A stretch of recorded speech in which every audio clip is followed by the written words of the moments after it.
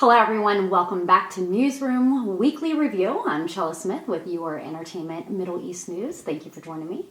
This weekend is a special weekend indeed. It's Mother's Day on Sunday, and I'd like to wish all mothers a happy Mother's Day. I'd like to wish my mother a happy Mother's Day.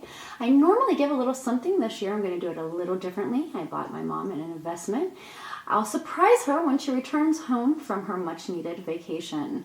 I think we all could use a little getaway after the pandemic we have faced over the last year. Maybe I'll get to join her in the next few weeks to come. Let's get into our Middle East news. According to Shafak News, the U.S. President Joe Biden signed on Thursday a decree to extend the national state of emergency related to the situation in Iraq, Syria, and African countries for another year. The decree stated, I am extending for 1 year the statute of the decree state of emergency in response to Syrian government actions. In addition, Biden signed similar orders to extend the state of emergency realm in some Central African republics and Iraq.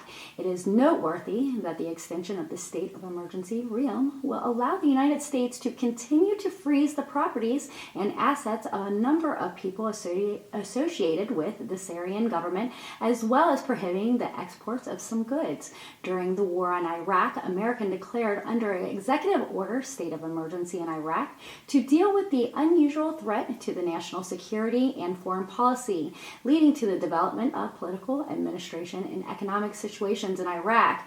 You can find a copy of this decree in my comment box. Biden said in the decree there are still obstacles to reconstruction of Iraq and restoration and maintenance of peace and security in the country. He added that the development of political administration and economic institutions in Iraq constitute an extraordinary threat to the national security and foreign policy of the United States.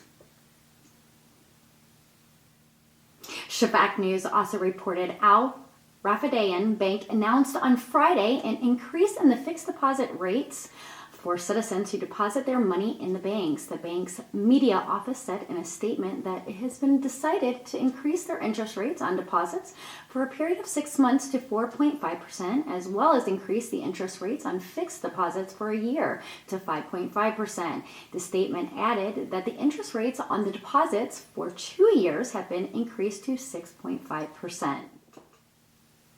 And from Euphrates News, the international Bloomberg agency published a report which spoke about major and important role of Prime Minister Mustafa al-Kazemi in a stability of the Middle East, describing it as one of a very prominent position in Washington and the world. According to American professionals specializing in internal political affairs, Bloomberg said al-Kazemi sailed into Iraq's political on the border front line with Iran and played his cards very wisely. He positioned very high in Washington now, noting that al-Kazemi has placed Iraq with a strong role positioned internationally because he realizes that the stability of the country internally has a great relationship. The situation that the region, the reports pointed out that Iraq is playing a mediating role between Iran and oil-producing Gulf states, including Saudi Arabia, in the transformation of countries known to be a victim of regional conflict rather than a channel to diffuse it. In the weeks, Iraq has conducted, according to the report, an indirect talks between the two neighbors, Saudi Arabia and Iran, with focus of Yemen's war as the two countries support opposite sides. Saudi Arabia and its allies, the United Arab Emirates, consider Iraqi Prime Minister Mustafa al-Kazemi a former intelligence chief with experience in regional security issues, with a degree of independence from Iran. Bloomberg said 4 people briefed on the talk said he was thus able, building confidence, to make such participation possible. Al-Kazemi also, according to the report, opened channels between Tehran and the administration of Joe Biden, which 2 people familiar with Iran's side said had welcomed the separate methods of diplomatic contracts with Iran. World powers are holding talks in Vienna to try to revive the 2015 agreement with Iran to rein its nuclear activity in exchange for erasing sanctions. He pointed out that the end of the Midway Agreement on monitoring Iran's nuclear facilities gave its multi-track talks and additional urgencies that could help regional communication in promoting the revival of the nuclear agreement. after former President Donald Trump's exit, followed by attacks of global shipping lanes and oil facilities. Saudi Arabia, many of which blame Iran on its regional proxies.